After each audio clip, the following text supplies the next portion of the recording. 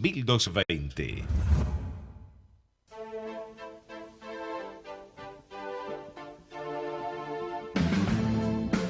Al derecho y al revés. Las dos caras de la realidad. El yin y el yang de los temas actuales. Te escuchamos, Alejandro. Buenas noches, ¿cómo les va? Iniciamos el programa número 161 de Al Derecho y al Revés, un lujo de programa realmente.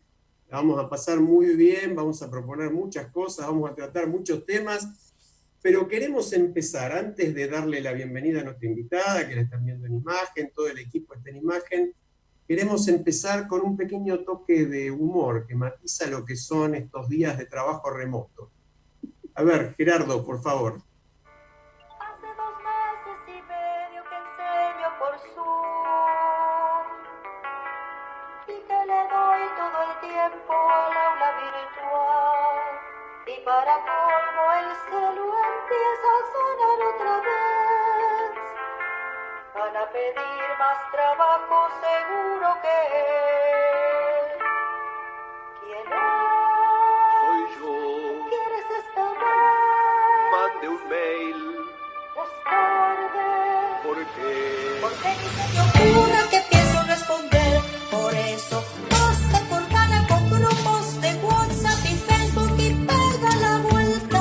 Jamás te pude comprender. Basta cortarla con clases y foros virtuales que es toda apesta. Estás mintiendo, ya lo sé. Basta, no quiero videos, ni audios, ni guías, ni teletrabajo. No quiero más nada por mí, que se vayan todos al carajo. Bueno, pensamos en un comienzo distinto. Por supuesto, nosotros no queremos mandar a ese lugar, al carajo concretamente a nadie, pero bueno, es un poco reflejar con algo de humor una parte de lo que es nuestra vida en estos tiempos. Marta Ollanarte, buenas noches, ¿cómo te va? Hola, hola a todos, hola Mercedes, Tal, hola Mercedes. Charlie, y por supuesto hola a nuestra invitada especial. Tal cual, bueno, que ahora la vamos a presentar, pero estamos haciendo un poco de suspenso. ¿Cómo andas, Mercedes? ¿Bien? Bien, pero el carajo es un lugar interesante para esta época porque es un espacio en la nave que Tal permite cual. mirar lejos y buscar el rumbo. Así que nos vendría muy bien que haya algunos en el carajo mirando qué está pasando. Charlie, Lo ¿alguna dijimos en reflexión? este programa hace unos días, lo Tal dijimos. cual, tal cual. Charlie, reflexión profunda esperamos de vos siempre. Yo, ahí, siguiendo la línea de Mercedes, buenas tardes. Sabés que un día me pidieron un prólogo, era un libro sobre jóvenes, y lo titulé así: hay que mandar a los jóvenes al carajo, porque justamente desde ahí van a tener una perspectiva distinta para poder construir el futuro. Buenísimo. Bueno, Marta, antes de que vos la presentes a Lourdes, le agradecemos como siempre a los compañeros que están en el piso, a nuestro productor, Fede Politi, a Gerardo Subirana, el mejor operador del sur del Río Bravo.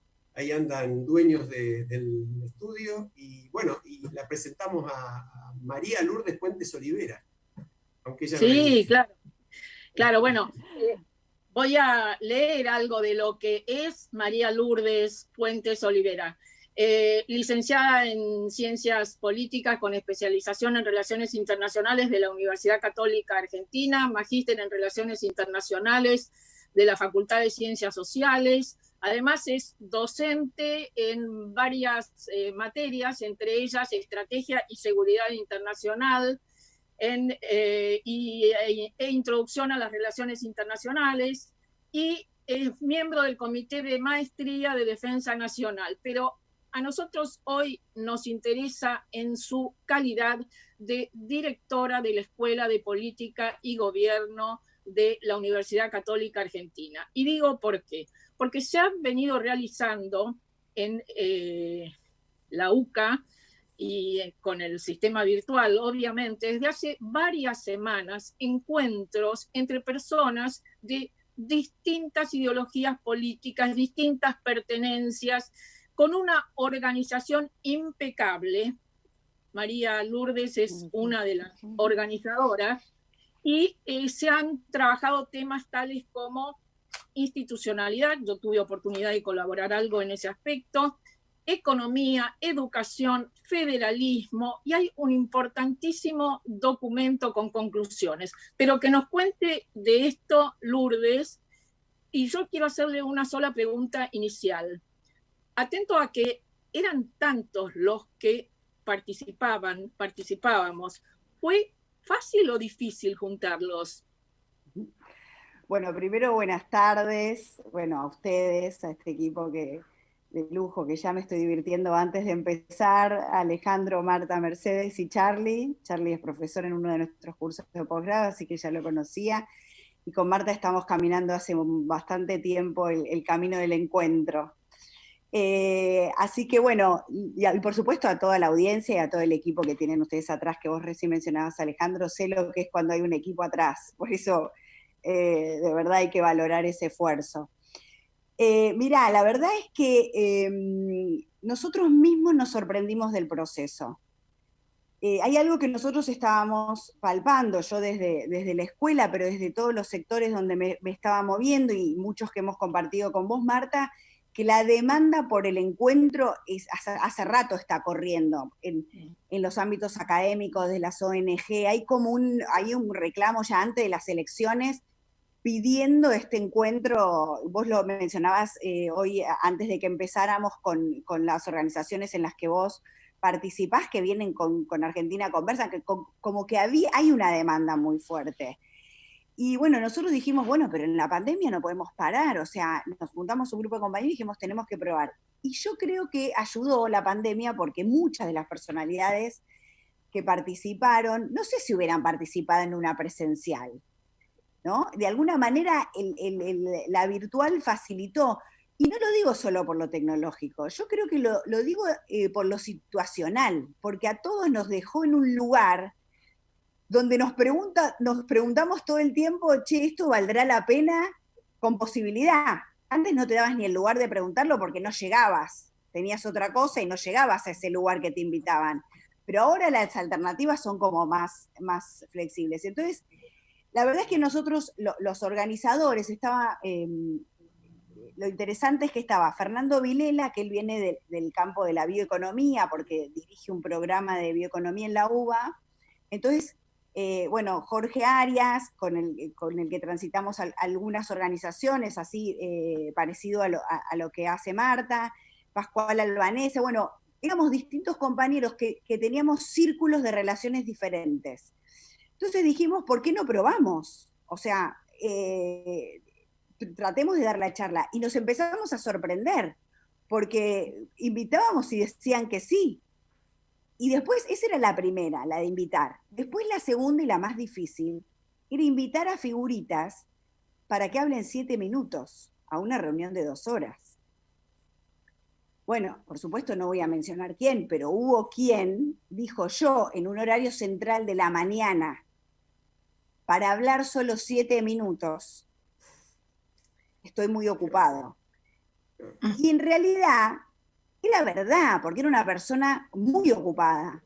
Pero quiero decir, eso le dio mucho más valor a lo que hizo el resto. No lo quiero descalificar, por eso nunca daría el nombre, no para descalificar la persona, sino porque lo que el resto hizo, que es dedicar de 9 a 11 a escuchar. O sea, Marta intervino en una, por ahí en otra que pidió la palabra y se la pudimos dar, pero después fue a todas las charlas a escuchar. Como Marta, Hugo Sigman, o sea, el mismo Chino Navarro vino a varias. O sea, Gustavo Vélez. Gustavo Vélez vino. Ahora, pero te hago una, así que te se hago una quedaran. Una pregunta para que la gente entienda un poco, porque estamos hablando de algo que nosotros conocemos, pero por ahí no explicamos muy bien. Sí, es verdad. Yo creo que es interesante que la gente sepa que en estas jornadas participaron, algunos nombres que ustedes mencionaron, yo diría que varias de las mentes más destacadas del gobierno, de la oposición, del sector empresario y del sector sindical. Es decir, fue una suerte de conjunción de personalidades de las que uno querría, todos, más allá de cualquier idea, que se junten para hacer un país mejor, ¿no? Y vos mencionabas a que... Dale. No, lo que quería decirte es que algunas cosas interesantes que pasaron tienen que ver con esto. O sea, por ejemplo, el sector agropecuario es un sector que está muy bien organizado, pero tiene pocos puentes con los otros sectores. Es decir, generalmente es UIA y sector sindical, pero la agremiación agropecuaria no aparece tan vinculada. Y de repente ahí estaban personajes como Magliano, por ejemplo, que dirige la Rural de Jesús María y que tiene algo para mostrar en términos productivos y de cadena de valor interesantísimo, o Pili Giraudo, o sea, había gente de ese sector. Y después de los medios, en la primera vino, por ejemplo, Fontevecchia, que tuvo una intervención súper lúcida. Fantástica esta intervención. Se quedó las 2 horas a escuchar. Habló 7 minutos y se quedó las 2 horas. Después se excusó, no pudo venir las otras. Pero yo, en ese sentido, creo que hubo como una... Y después nos acompañó, por ejemplo, CIPEC, y bueno, Julia Pomares no solo participó en la primera, sino que se ocupó con nosotros de buscar a alguien de CIPEC que del tema pudiera decir algo. Y CIPEC es uno de los pocos think que estudia todos los temas, entonces era muy interesante que pudiera dar esa mirada del estudio del tema. Después, por ejemplo, Facundo Manes fue otro que también, ¿no? Están, evidentemente, por lo que vos contás, por lo que nosotros también sabemos, porque hemos tenido la suerte de leer las conclusiones, se juntaron, dedicaron 2 horas o muchas más horas a escuchar a otros, hablaron nada más que 7 minutos cada uno y en ese lapso pudieron condensar ideas.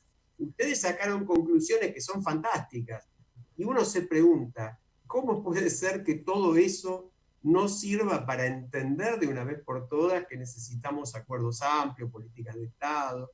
Porque esta es la gran cosa, el que nos está escuchando dice, ¿cómo van a hacer para ayudarme en esta crisis que se viene tan terrible que ya está? Yo quiero agregar algo. Ese documento con conclusiones que vos mencionás, Alejandro, es mérito, por supuesto, de los que hablaron, pero fundamentalmente de quienes coordinaron esos encuentros, que fueron 9, entre ellos Lourdes, y ese documento es un verdadero programa de gobierno. Si hay un próximo Consejo Económico y Social, si hay una nueva mesa de diálogo, etc., un documento de esas características no puede estar ausente.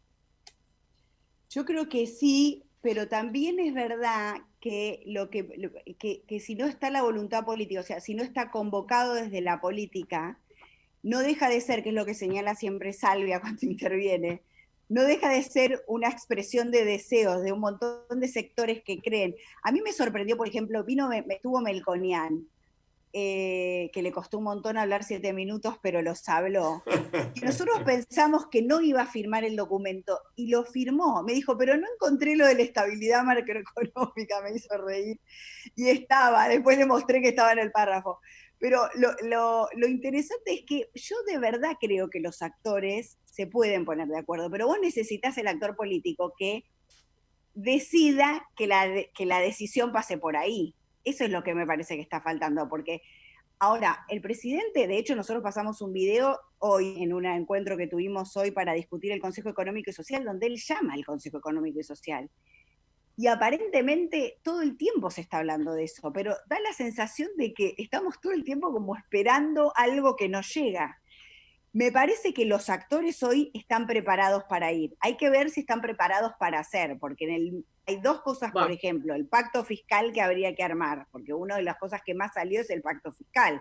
Hay que repensar redistributivamente, pero no a quién le saco, volver a abatir, volver a armar el entramado. Eso lo dijo Marangoni, me acuerdo que cuando intervino dijo, para mí lo único que hay que empezar a discutir, porque a partir de ahí cada uno discute qué va a poner, porque eso es lo que decía Salvia hoy, no es que qué voy a ir a sacar, sino es que estoy dispuesto a poner como sector. ¿Qué voy a poner? Tal cual, qué bueno. Y ahí es donde creo que hay más dificultad, porque yo sé como estoy tan acostumbrado a defender el interés de mi sector, yo tengo muy claro qué es lo que quiero pelear. El problema es que ahora nos estamos hundiendo todos. Entonces, bueno, ¿qué voy a poner yo para salir? Y ahí es donde empieza a crujir la desconfianza, porque yo no le creo al otro sector que quiere poner. Y bueno, y ahí es donde me parece que todavía eso no está tan construido. Encima cruza la grieta, entonces la cosa se pone un poco más complicada. Charlie, vos querías preguntar algo. Eso. No, le quería preguntar a Lourdes, yo me acuerdo que en el 2001, 2002 se convocó al diálogo argentino y la verdad que fueron monólogos paralelos justamente por lo que decís vos, porque nadie resignó nada, no solo nadie fue a poner, nadie ni siquiera resignó su reclamo sectorial. ¿Qué sentís que cambió con respecto a esa época? Y lo entronco con algo que también dijiste, que es, vamos a ver si se unen en la acción, ¿no? Porque se poner de acuerdo en la retórica, pero en Argentina y en América Latina, diría, cuesta muchísimo actuar juntos, operar juntos. ¿Cómo ves que por dónde se puede superar eso? Mirá, yo creo que ese es el kit de la cuestión y creo que la dificultad está en uno mismo. Yo todo el tiempo me estoy midiendo mi capacidad para generar algo con el distinto. Porque te lo menciono, no quiero entrar en el tema, pero en un tema, por ejemplo, que le pasó a las mujeres. O sea, realmente, con el tema del aborto, la pelea de la mujer para ocupar espacios se tiñó absolutamente por algo que nos divide. Y además, que te pasa por la grieta, porque la grieta, ¿quién la genera? La grieta la genera el fundamentalista del grupo. Yo me acuerdo de hablar con un chileno que participó en los diálogos de Venezuela, y me dice, ¿sabés quiénes boicotean el acuerdo en Venezuela? Los extremos de cada uno de los lugares. Cuando estamos cerca de llegar, desacreditan lo que estamos logrando, porque el tibio, ¿entendés? Cuando a vos te tratan de tibio por querer acordar, no tenés chance. Entonces, para mí el siglo XXI es el siglo de la diversidad. O sea, yo creo que incluso para formar líderes es de qué manera te animás a hacer cosas con el distinto. Pero no es algo retórico, es algo concreto, es algo que piensa alguien diferente. ¿Cómo vamos a defender por la nutrición de los niños una mujer que está a favor del aborto y una que está en contra del aborto? ¿Cómo vamos? ¿Entendés? Claro, porque si no, es retórica. Ah, no, yo con asesinas no. Ah, no, yo con... entonces ya no hay ninguna posibilidad. Entonces, a mí me parece que en este momento que se acabó el discurso, y estoy tocando un tema que me duele, porque yo estoy en contra del aborto, no es que... Pero que esté en contra no significa que piense que la persona... ¿Me entendés? Tiene que ver con la calificación del otro. Y cuando entras en la calificación del otro, y sabes dónde pega más en lo ideológico para mí y en la construcción de lo que tenemos que lograr, en que el otro descalifica en la defensa del interés que tiene el que está del otro lado, que el otro no piensa en la patria. Entonces me pongo en la superioridad moral de que yo soy el único que piensa en la patria, pero el otro defiende un interés. Sí, la realidad es que todos defendemos un interés, pero todos tenemos la camiseta argentina, y yo creo que la selección argentina es un ejemplo de eso. ¿Por qué? Primero porque siempre llega a ligas mayores, y la realidad es que Argentina en un montón de lugares llegamos a ligas mayores. Pero como colectivamente no logramos el triunfo mayor, y encima no nos conformamos por no lograrlo, porque si nos conformamos, porque no nos conformamos, y tenemos los mejores jugadores del mundo y no podemos salir campeón. Y esto en Argentina es una retórica de tango ya. Tenemos los mejores, tenemos 5 premios Nobel, somos buenísimos en software, estamos de punta. Vos mirás cosas que pasan en la Argentina de hoy, en quiebra, y decís, pero no puede ser que esté pasando esto en la Argentina. Y pasa. Por eso tenemos un país potencialmente rico, pero que es muy pobre. Así es. Y no asumimos. No soy optimista, Charlie, todavía. Me cuesta mucho ser optimista en ese punto, porque siento que hoy tienen más poder los de la grieta. Entonces es como mucho más difícil, porque esto lo tenés que hacer con poder. Tiene que ser alguien que se anime, Mandela, que se anime a decirles vamos a jugar al rugby. ¿Cómo al rugby? Sí, vamos a jugar al rugby, ¿no? Bueno, es como lo peor que le podía plantear y lo hizo. Y eso es lo que tiene que pasar, pero eso tiene un costo hacia adentro que nadie se anima a vencer. Entonces, ¿cómo hacemos? A ver, Lourdes, vos en varias de tus exposiciones y tu pensamiento hay un foco muy fuerte en el tema de la confianza. Y en algún momento vos planteás que los estados, antes de la pandemia, tenían advertencias muy claras que esto podía suceder. Sin embargo, no hicieron nada. ¿Qué es lo que vos pensás que en este momento se podría prever respecto del post-pandemia en este punto, ¿no? De cómo generar políticas que nos saquen de esta desconfianza, donde vos también planteás desconfianza en el propio Estado, muy fuerte desconfianza. Bueno, yo creo una buena y una mala, y esto estoy pensando en voz alta, pero la buena es que redescubrimos la importancia del Estado como organización que organiza el vivir juntos. Es decir, solos no podemos vivir, necesitamos vivir juntos. Pero también la sociedad en la que estábamos inmersos, sobre todo a los que les iba bien y podían viajar y estaban más globalizados, los despegó mucho del destino de la propia patria, del destino del propio Estado. O sea, si su Estado estaba mal, protestabas, pero tenías salida. Ahora, este tipo de amenazas, como un virus, te deja en un lugar donde si tu Estado no resuelve algunas cosas, capaz que a vos no te dejen entrar en otro país, porque te dicen, no, pero yo me di la BCG. No, pero en la Argentina no se da la BCG. Si no se da en la Argentina no vas a entrar aunque te la des vos. O sea, el destino de tu país empieza a ser importante para la definición tuya, de vuelta. Para mí eso es un buen punto de partida. Ahora, hay que regenerar las confianzas en eso, y Argentina no tiene confianza en su moneda, que eso es la expresión de la confianza, la moneda es la expresión del vivir juntos, porque es lo que vos utilizás para intercambiar con los propios. Eso no le tenemos confianza a los argentinos ninguno, pero no tenemos culpa de no tenerlo confianza, no la tenemos, y regenerar esa confianza para mí es la parte más difícil. Creo que hay que ir en el camino de ir regenerando confianza, pero creo que es una oportunidad para repensarlo. Lo que pasa es que yo la sensación que me da es que estamos tapando y no estamos, estamos tapando agujeros, la emergencia sanitaria la estamos atacando, pero todo lo demás, quizás hay alguien haciéndolo y nosotros no estamos tan enterados, pero la sensación que da es que no se termina de estudiar de qué manera. Yo que pasé por el sistema de inteligencia, tendría todo el sistema de inteligencia estudiando cómo están haciendo los estados, qué hacen, de qué manera están saliendo, a quién le está saliendo bien, cómo está saliendo mal, hacia dónde va a ir el comercio. O sea, hay un montón de cosas que hay muchos que están haciendo que se podrían estar mirando para ver de qué manera. Muchos hablan de que vamos a un mundo más para vivir con lo nuestro y, bueno, sí o no.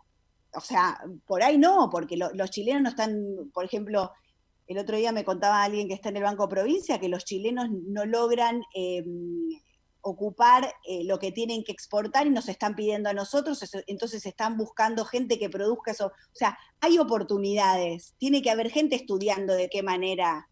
Yo creo que alguien lo está estudiando, pero falta articulación. Y además yo creo, Lourdes, que hemos convertido a la cuarentena en un fetiche.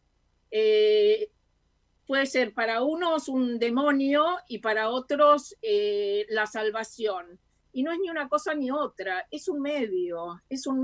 Y después, y nosotros que hablamos siempre del derecho y el revés, evidentemente vamos hacia mayor globalización y mayor también sensación de nacionalismo y fortaleza del Estado. Pero ojo, que el nacionalismo no se convierte en autoritarismo y que la globalización no se identifique con el capitalismo financiero, porque ahí estamos fritos todos como, pero ahí me gusta, como humanidad.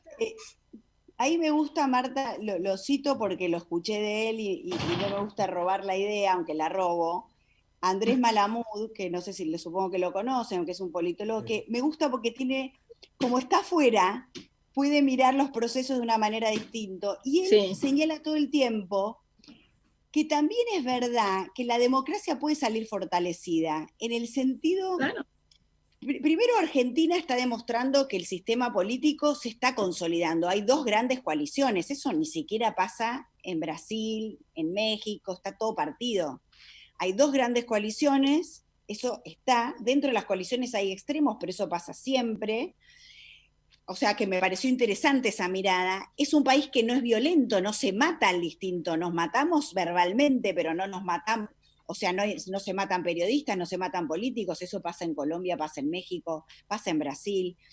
O sea, tenemos muchas cosas fortalecidas. Y vos fíjate que es verdad que hay autoritarismos que se recrudecen, pero también es verdad que hay reacciones interesantes desde la democracia. Fíjate que, y eso lo señala muy bien Andrés, cuando dice, en Brasil 3 ministros se le opusieron, en Estados Unidos los gobernadores a Trump se le oponen, o sea, no es tan fácil ser autoritario en las sociedades democráticas occidentales.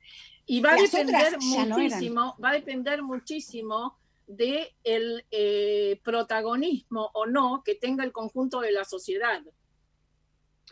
Sí, pero fíjate que yo digo que el siglo XXI es el siglo de la sociedad emergente, es una sociedad súper presente y poderosa y que se expresa, pero se expresa distinto antes, no reclama el poder, lo que quiere es hacerse oír y que el poder se haga cargo de los problemas. Pero si vos ibas el 9 de julio a la marcha, todo el mundo estaba por algo distinto. No había un solo, no es que todos marchan por un tema. Eso es Lourdes, te llevo un minuto a la coyuntura casi inmediata de las últimas horas. Hay una declaración de legisladores y ex legisladores de Cambiemos y también del sectores del PJ, en este momento en la oposición a través cercanos a Roberto Labaña, firma el expresidente Duhalde, varios empresarios, intelectuales, algunas organizaciones, planteando lo que nosotros habíamos planteado en realidad con Argentina Conversa hace 2 años, también con tu firma, la declaración esta de Unidos en Diversidad. En paralelo leo que el presidente de la Nación le acaba de contestar a la nota que en uno de los extremos le mandó Eve Borafini hace unas horas también, reclamándole por haber convocado empresarios a quienes ella descalifica a la mesa del 9 de julio. Y el presidente le contesta, este gobierno trabaja todos los días para cambiar la vida de nuestro pueblo y cree en el diálogo para poder avanzar y dice, tengo la enorme responsabilidad de ser el presidente de todos los argentinos. Uno lee esas dos cosas y dice, bueno, ¿y qué falta? ¿Que se sienten? ¿O en realidad ahora se van a pelear y van a hacer la grieta para ver quién convocó al diálogo primero? ¿Cómo va a ser? Lo que pasa, a ver, yo creo que lo que desacredita un poco a la oposición de llamar al diálogo es que es mucho más fácil llamar desde la oposición que desde el gobierno.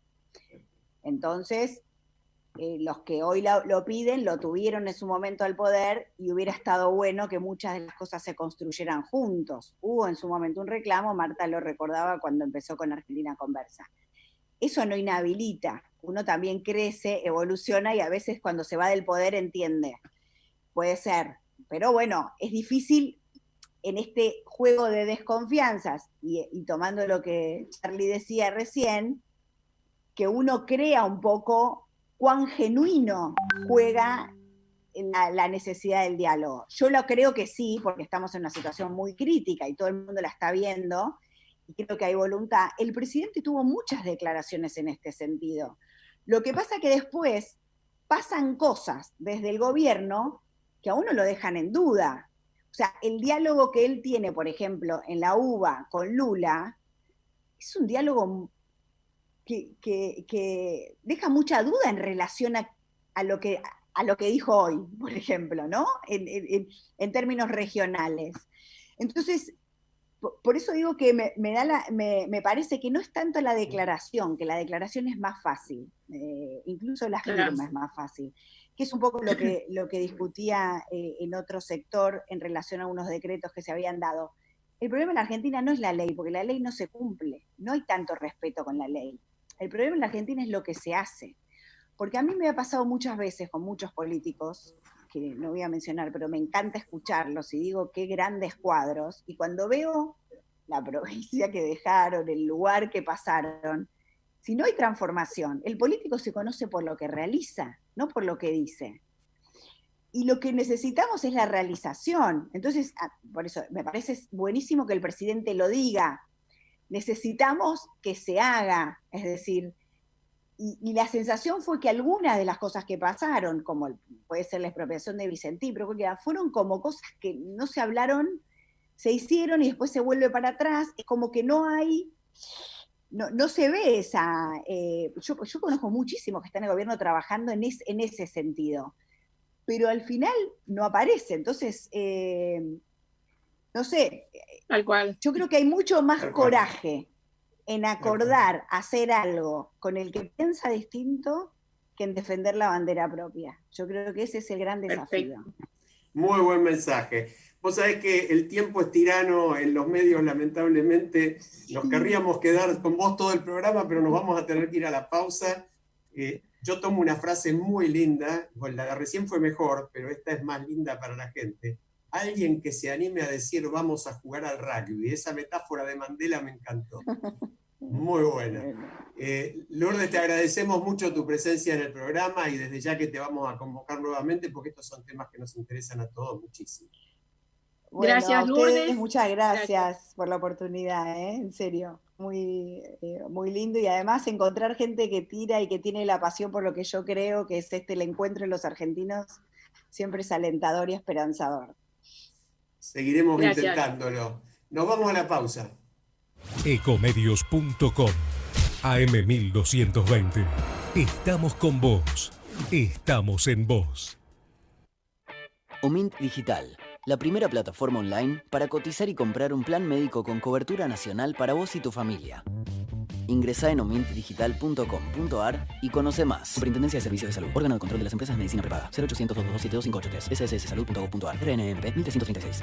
Si te hablo de Rappi, seguramente la vas a relacionar con la aplicación de delivery de comidas. Y razones tenés porque fue una de las aplicaciones pioneras en el rubro. Sin embargo, Rappi también se reinventa. Rappi dice que es el momento también de generar nuevas ideas y por eso lanzó Rappi Entretenimiento, ¿no? Es una nueva opción en la aplicación que te va a permitir jugar y comprar juegos online, escuchar música de streaming, disfrutar de eventos en vivo, hacer compras en vivo e indirecto. Bueno, esto es lo que te permite la nueva opción de Rappi, Rappi Entretenimiento. Y de esta manera la empresa te dice, bueno, mira, somos una empresa de delivery, por supuesto, pero también ahora somos entretenimiento. Por eso lanzaron Rappi Entretenimiento. Omint Digital, la primera plataforma online para cotizar y comprar un plan médico con cobertura nacional para vos y tu familia. Ingresá en omintdigital.com.ar y conoce más. Superintendencia de Servicios de Salud. Órgano de control de las empresas de medicina prepaga. 0800-227-2583. SSSsalud.gov.ar. RNMP 1336. No aplaudamos al mosquito, combatámoslo en serio. Para combatir el dengue, el zika y el chikungunya, evitemos que los mosquitos piquen y se reproduzcan. Usemos repelentes, coloquemos tules en la cuna de los bebés y demos vuelta a contenedores para que no se acumule el agua. Si tenés fiebre alta, dolor de cabeza y dolor muscular, no te automediques y acudí al médico. Encontrá más información en argentina.gov.ar. Argentina Unida, Ministerio de Salud, Argentina Presidencia. Descarga gratis de tu celular la aplicación Ecomedios. Podés escucharnos en vivo, informarte con las últimas noticias y entrevistas en audio y video.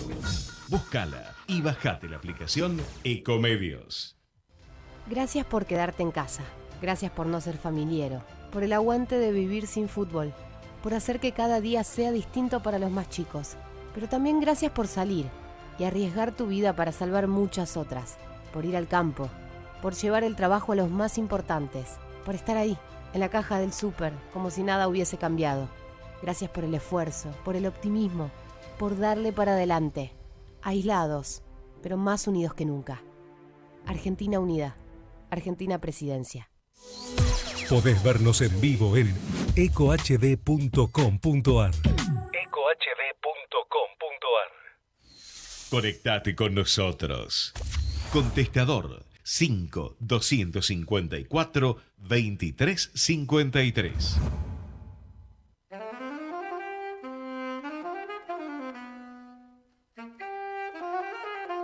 Te escuchamos, Alejandro. Bueno, estamos de vuelta. Realmente le agradecemos mucho a María Lourdes Puentes Olivera. Muy, muy interesante. Lo que hicimos fue escucharla y hacerle un par de preguntas porque es lo que valía la pena hacer. Pequeño aviso parroquial porque involucra a dos de los miembros de este equipo. En el 8º encuentro sobre ética y compliance entre los sectores público y privado, un evento realmente muy interesante que ya viene de varios años atrás, vamos a estar con Marcelo de Jesús en el primer panel, Compliance y Poder Judicial, temita, el poder de la desconfianza en la justicia y su impacto en la comunidad. Modera Carlos Rosen, que también fue invitado nuestro, van a estar las dos juezas, Magdalena Laíño y Daniela Dupuy. Así que bueno, era el avisito parroquial para el que pueda estar interesado. Tenemos una columna sumamente interesante de Marcelo desde Washington, hablándonos de fallos recientes de la Corte Suprema. Gerardo, escuchamos. Hola Alejandro, Marta, Mercedes, Carlos. Esta semana comentamos algunas decisiones de la Corte Suprema de los Estados Unidos que tienen que ver con derechos fundamentales y una cuestión institucional. Existe una dura lucha política por nombrar jueces en la Corte para dominar la agenda judicial. Actualmente hay 5 jueces nombrados por presidentes republicanos, 2 de ellos por Trump, y 4 por demócratas. Pero las decisiones recientes muestran que ese alineamiento no se refleja totalmente en las sentencias. Un caso resolvió, por primera vez desde la sanción de la Ley de Derechos Civiles en 1964, que no se puede discriminar a un trabajador por su orientación sexual. La ley prohíbe discriminar por sexo, es decir, hombres y mujeres, pero no trata expresamente la orientación sexual, por ejemplo, ser gay o lesbiana. En el caso, se trataba del despido de un trabajador gay. La Corte resolvió en favor del empleado por 6 votos a 3, que incluyó el voto del presidente Roberts y otro juez nombrado por Trump, ambos obviamente de tendencias conservadoras. Otra decisión favorable a los liberales fue la decisión de anular una ley del estado de Luisiana restrictiva a los derechos al aborto, lo cual sorprendió a los liberales porque esta es una cuestión donde temen que una corte conservadora derogue el fallo que admite los abortos. En realidad la restricción al aborto era bastante indirecta, porque requería que los médicos hicieran estos procedimientos en un hospital cercano al domicilio del paciente. Y de hecho, ningún médico ni paciente alegó haber sido perjudicado por la ley. Pese a ello, el caso avanzó hasta la Corte Suprema. Una tercera decisión, que dejó contentos a los conservadores, dejó sin efecto una decisión de la Suprema Corte de Montana, que había declarado inconstitucional una ley que permitía al gobierno del estado apoyar escuelas privadas, incluyendo las escuelas religiosas. La Constitución de los Estados Unidos establece la separación entre religión y el Estado. La ley del Estado permitía dar becas a alumnos de escuelas privadas, la que incluía a las escuelas religiosas. La Corte Suprema sostuvo que la ley no era un apoyo del Estado a la religión, sino un apoyo a la enseñanza, donde no se podía discriminar a unas escuelas respecto a otras. Por lo tanto, admitió la ley muy cercana a los grupos religiosos. Una cuarta decisión, muy interesante por lo institucional, fue la del caso Trump versus Vance, cuando la Corte Suprema rechazó que el presidente Trump tuviera inmunidad para no ser sometido a juicio penal. El fiscal de Nueva York había iniciado una investigación por supuesto fraude impositivo contra el presidente Trump, a quien le pidió documentación impositiva. Los abogados del presidente sostuvieron que, de acuerdo a la Constitución, un presidente no puede ser investigado penalmente hasta que cese en su cargo, y rechazaron el pedido de documentación. La Corte, por 7 votos a 2, confirmó todos los fallos anteriores que sostuvieron que nada en la Constitución impide investigar a un presidente en ejercicio. Los dejo hasta nuestra próxima columna. Está para pensar, ¿no, Marta? Sí, un solo comentario. Qué bárbaro los embates del poder político en este momento en Estados Unidos como contra la justicia y cómo la justicia se sostiene, ¿no? A mí lo que más me impresiona es cómo los jueces, aún jueces designados por un partido o el otro, mantienen un cierto grado de independencia. Y de alguna manera eso te garantiza una calidad institucional completamente diferente. Y a nadie se le ocurriría ir a discutir con la Corte Suprema. Esta es otra cosa. Yo creo que esa es la clave, ¿no? Hoy estamos en un día muy particular por ahí en el terreno de la justicia porque, todos saben, renunció Rodolfo Canicova Corral, juez extremadamente cuestionado, con varias denuncias y procesos en el Consejo de la Magistratura, que solamente renuncia por un problema de edad, cumple 75 años y a nadie se le podría ocurrir mandar su pliego al Senado para que lo vuelvan a confirmar. Pero bueno, creo que entre lo que decía Marcelo que hace la Corte norteamericana, más allá de que a uno le resulte más o menos simpático cada una de sus resoluciones, y el ejemplo de Canicova Corral en la Argentina, que además está, dice en su renuncia, hastiado de haber sufrido estos últimos 4 años una feroz campaña de difamación y persecución mediático-política de medios y diversas agencias, ¿no?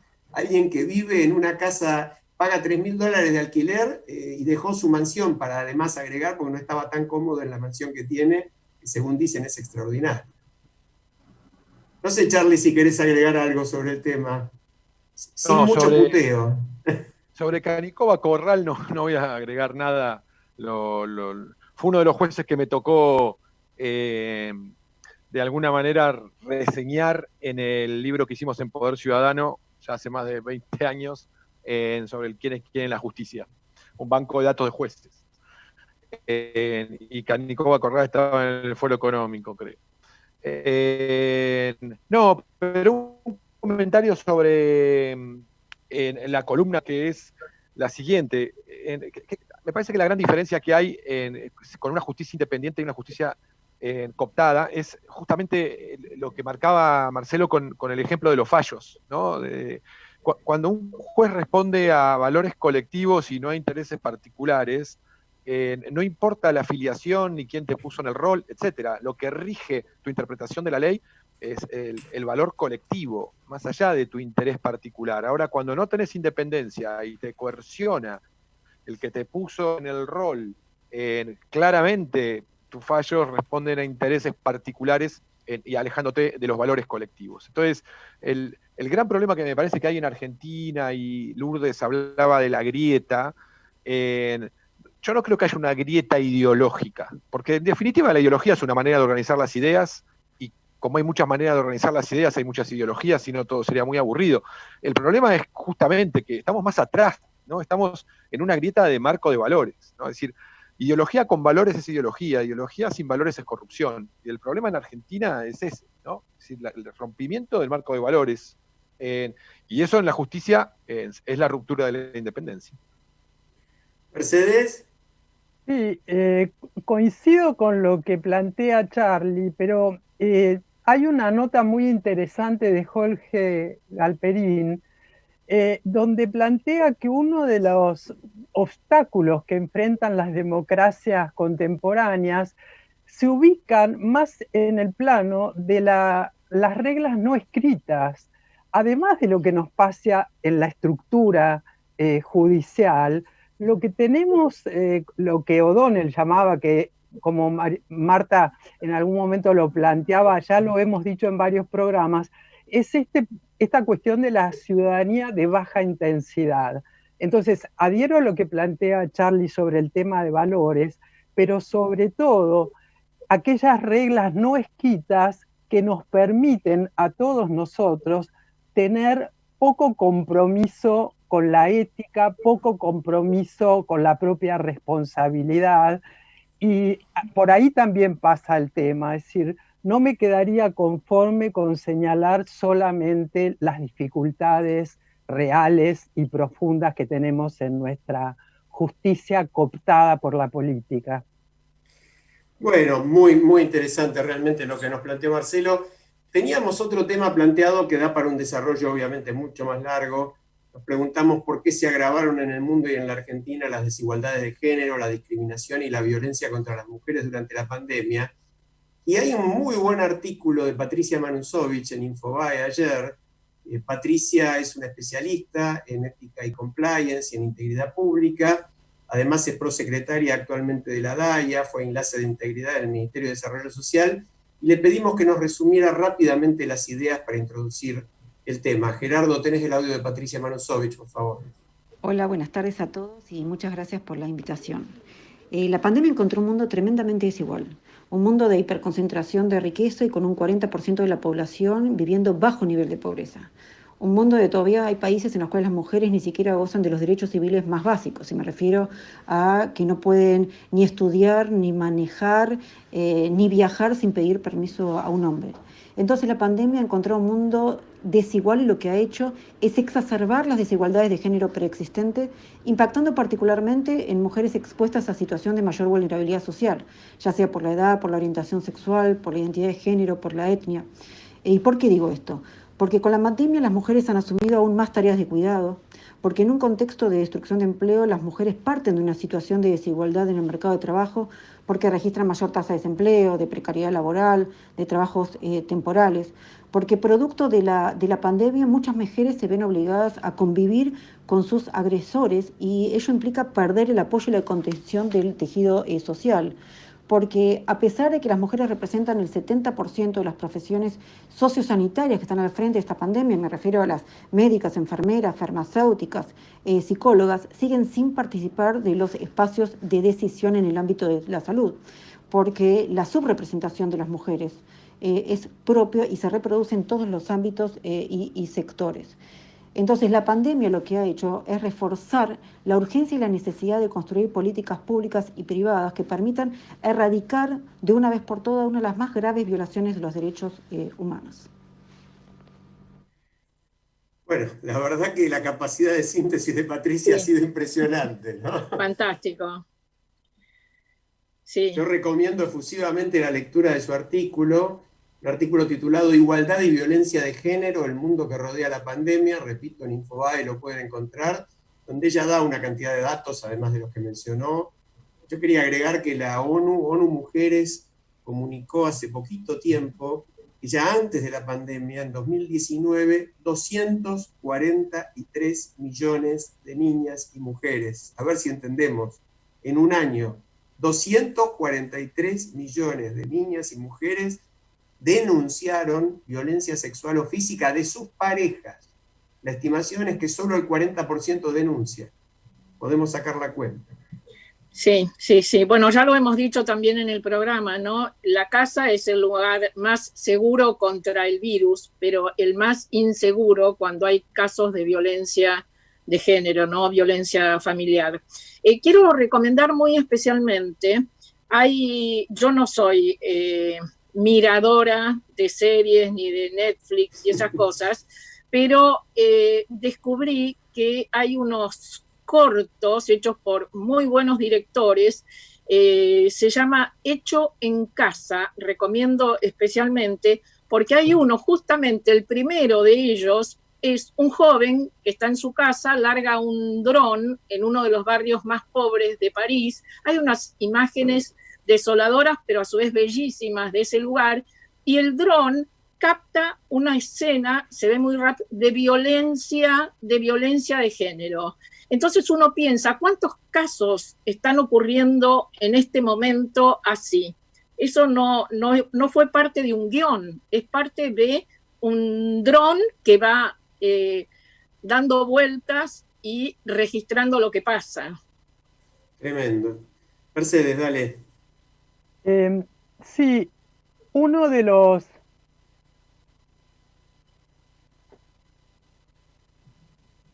A ver. ¿Ahí me escuchan? Sí, sí, sí. Justamente estábamos hablando de la justicia y yo creo que la justicia argentina, que es patriarcal por excelencia, no aplica, por ejemplo, la ley Micaela, que establece que la capacitación de funcionarios, tanto del Poder Legislativo como Ejecutivo y el propio Judicial, tienen que capacitarse en lo que es la perspectiva de género.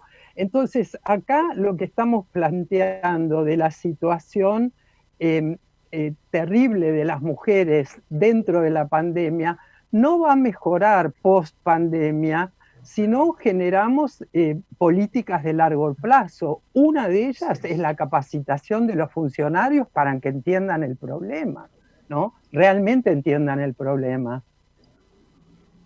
Charlie. No, la verdad que me pareció muy contundente el testimonio de Patricia. Pocas veces te dejan sin posibilidad de agregar algo. Creo que agregar algo sería violentar el comentario de Patricia. Pero nada, una anécdota, un poco siguiendo o poniendo un ejemplo concreto, lo de Mercedes es, con Telma Fardín rescatamos Telma Fardín recibe en su mail, a partir de la denuncia que hizo, cientos y cientos de casos. Entonces le dijimos, elegí alguno a ver qué podemos hacer, y eligió a una chica que estaba siendo explotada sexualmente por su padrastro en Puerto Deseado. Con Poder Ciudadano, en ese momento el Ministerio de Desarrollo Social y demás, se activó un mecanismo, digamos, una movida para rescatar a esta chica con su madre y traerla a Buenos Aires. Lo curioso del caso es que la denuncia la trata un juez con jurisdicción en Puerto Deseado que está acusado de violencia de género. Es decir, la persona que está investigando un caso de abuso ya de un menor y explotación sexual, digamos, es parte del problema, ¿no? Entonces, además de capacitar a los funcionarios, digamos, habría que dejar de elegir a funcionarios por prontuario y realmente empezar a elegir a gente proba, ¿no? Sobre todo en estos casos donde está involucrada la vida misma de la persona. Ficha limpia, como diría nuestro amigo Gastón Marra. Yo creo que esa es una de las grandes iniciativas, sin ninguna duda, para empezar a darnos una institucionalidad mejor, ¿no? Entender que realmente no es posible que los funcionarios con prontuario, es decir, que se llegue a ser funcionario, magistrado, fiscal, con prontuario. Pero igual voy más allá, creo que lo de Mercedes era muy interesante, como también lo planteó Patricia. Este es un problema que ahora se acentúa y empeora, pero existe desde mucho antes, y es un cambio cultural profundo en el que hay que seguir machacando, porque cuando de repente uno saca estos temas y alguien dice, bueno, pero yo estoy cansado de escuchar esto. Bueno, vos estarás cansado de escuchar esto, las mujeres están cansadas de ser discriminadas, abusadas, violadas, agredidas, y me parece que es un cansancio bastante más importante de considerar que el tuyo de escucharlo, ¿no? Entonces, bueno, no es un tema suficientemente abordado. Marta, no nos olvidemos de convocar a todos nuestros oyentes el día 17 a las 9:53, aunque el aniversario se cumple el 18, pero va a ser el viernes, porque es viernes justamente y el aniversario cae sábado de este año. Es la fecha conmemorativa del atentado a la AMIA, uno de los más horribles atentados, el peor atentado terrorista que sufrió la República Argentina, y no nos cansemos de mencionar que lo sufrió la República Argentina, no la comunidad judía en la Argentina. Así que quienes lo quieran seguir, y nosotros vamos a participar por YouTube, en AMIA Online, o por Facebook, en AMIA Online, se puede asistir al acto que obviamente por las razones de la pandemia y la cuarentena este año va a ser online. Así que bueno, cumplimos con todo, no lo puedo creer. ¿Ya terminamos? Mercedes, No, yo quería dejar punteado para la próxima el hecho de que aquello que son tareas imprescindibles tienen amplia mayoría femenina. También allí hay una discriminación en cuanto a sueldos, en cuanto a inclusión, en cuanto a reconocimiento que la pandemia puso sobre la mesa. Y más allá de los aplausos que empezamos dando al principio, creo que hay que tomar en serio y valorizar profesionalmente estas tareas imprescindibles. Sí. Bueno, nos vamos a ir con un tema que a todos les puede llenar un poquito el alma, Que vuelva, de Juan Valderrama, con Miriam Cantero, que expresa que vuelvan todas esas cosas que echamos de menos, todas esas cosas que añoramos volver a hacer. Que vuelvan, que vuelvan. Que vuelvan. Un abrazo para todos, le damos espacio a Voces y Memorias con Hernán Dobri, y nos vamos hasta la semana que viene con Que vuelvan. Que vuelvan los besos, las risas, las voces y los bares llenos, los gritos, los goles. Que vuelva el abrazo, el aplauso, los soles. Que vuelvan por Dios los niños al cole. que vuelvan los cines y las palomitas y los teatros llenos de buenos artistas. Que vuelva la música en vena, vuelva la alegría, se vaya la pena. Canta y no llores, que lo malo se va en un suspiro, y amargarse no vale la pena, que la vida está llena de cosas pequeñas que le dan sentido.